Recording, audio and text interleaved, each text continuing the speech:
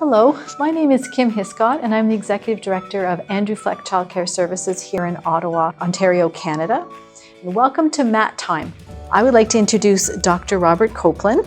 He is a former board member of Andrew Fleck Childcare Services and a professor at Carleton University. And he has written a book called Quiet at School. And it's an educator's guide to shyness in children. And so today we're going to talk about what it means to be shy. So Dr. Coplan, what is shyness? Well, first of all, thanks so much for having me here, Kim. It's really a pleasure to be here chatting with you about this. I guess I would start off by saying that shyness is really a part of our personality. Most developmental psychologists like myself would consider shyness, particularly in young children, to be something we would call a temperamental trait. So a temperamental trait is something that you're probably born with. You come into the world with these kinds of characteristics, so they are apparent pretty early in life. They're relatively stable characteristics that tend to last across situations and over time. I guess a good way to think about them would be they form the building blocks of our personality. So for young shy children, I guess shyness first manifests as sort of nervousness and hesitancy and feelings of fear, and particularly in new situations. So for children who tend to be shy, meeting a new person, for example, is particularly stressful. Maybe starting the first day of a childcare, preschool, or school situation would also be something that would be particularly difficult for children who tend to be shy. When kids get a little bit older, shyness also comes to be represented by feelings of self-consciousness and embarrassment. When you're in a social situation, when you are the center of attention or when you feel like you're being evaluated. So why should we be paying attention to shyness? Why is it a concern? Well, I think paying attention is probably the right phrase that I would suggest for parents and teachers with regards to shyness. Certainly for many of us, feeling nervous or anxious when we meet new people or when we're the center of attention or if we have to speak in front of a group, that's a pretty normal reaction for a lot of humans. But for some kids, these feelings of stress and anxiety and fear in these situations become problematic enough that they start to interfere with kids doing kind of important things. So, what's an important thing for a young child to do at childcare? Make a new friend, speak to a childcare worker, talk to a teacher or principal, be able to answer a question in class or enter into a discussion. And for some shy kids, these feelings of nervousness, of anxiousness can kind of interfere with their abilities to do that. And that is certainly a sort of a cause for concern. But I think it's really important to understand that because shyness is a part of our personality, most of us feel shy at some times. It's certainly not something that we're trying to, pathologize or turn into something that everyone views as a serious problem. It's a normal part of many people's personality.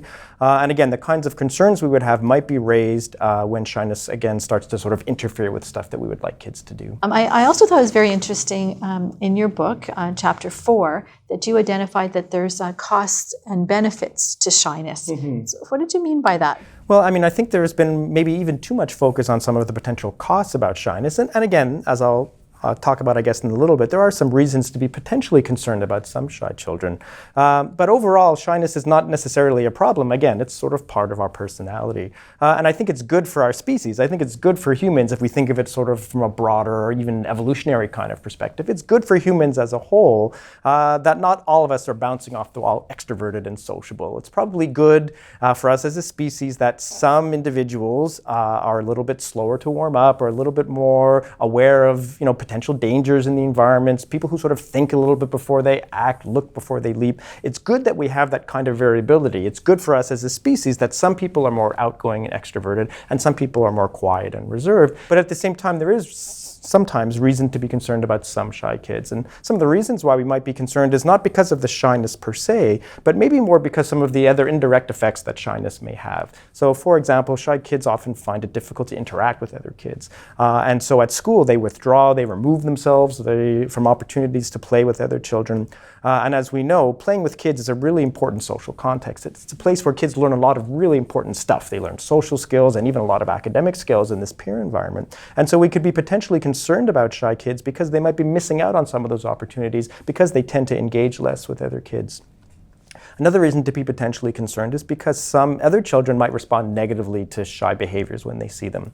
And so even starting in young children, shyness is associated with negative responses in the peer group, rejection, exclusion, sometimes even victimization. And we worry about any child who is experiencing these kinds of negative peer experiences, regardless of where it comes from. But if it's linked to shyness, again, that gives us another reason to be concerned. So from an early childhood education point of view, for our young children, how could we support shy children to capitalize on their strengths?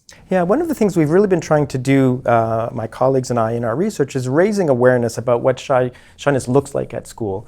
Because teachers can often, misunderstand or misinterpret shy behaviors. It's pretty understandable. There's lots of kids, in an early childhood setting, in a kindergarten classroom.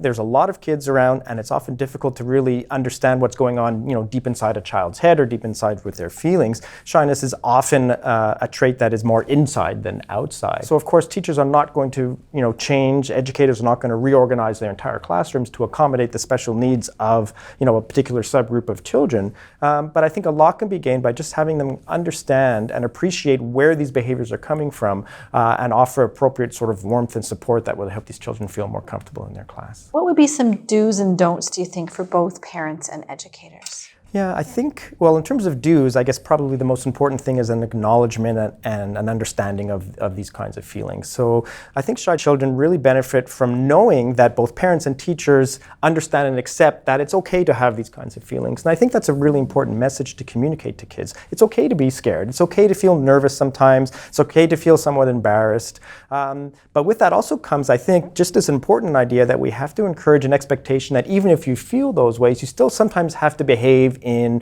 appropriate manners for a young child at school. So a great message to send to shy kids is, I understand that you're scared and I understand that you're nervous, but sometimes even when you feel scared and nervous, you may have to answer a question in class, at least as best as you can. Even if it's just pointing to something at the first time so that you don't have to speak so much, even if it's taking that first of a series of small steps towards a larger goal, that gentle push that is accompanied by a lot of support and emotional support, I think will really go a long way towards making shy children feel more comfortable and performing better at school.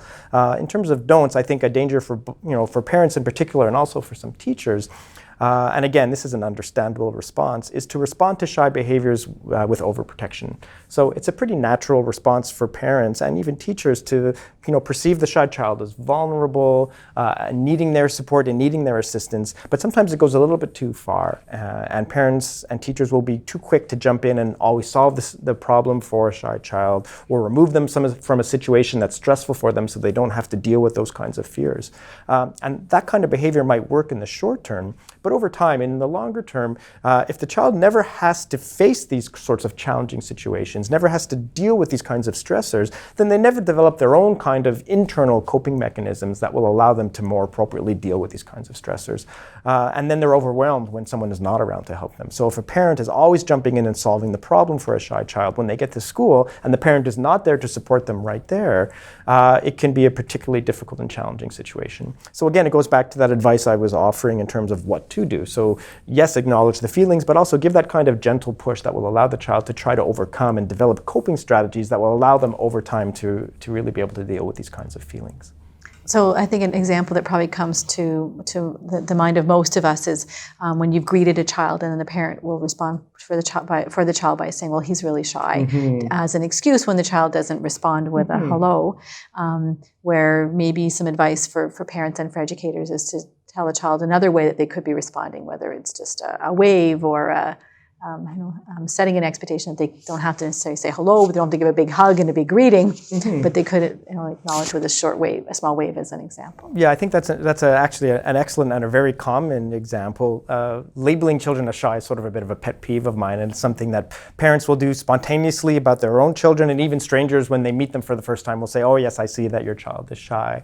And I think it's really important for parents to sort of fight that kind of labeling, because calling a child shy really communicates to them that that's who they are, and that there's no expectation for them to behave any differently or to change their behaviors in any way or to strive towards behaving in a more sociable and outgoing manner.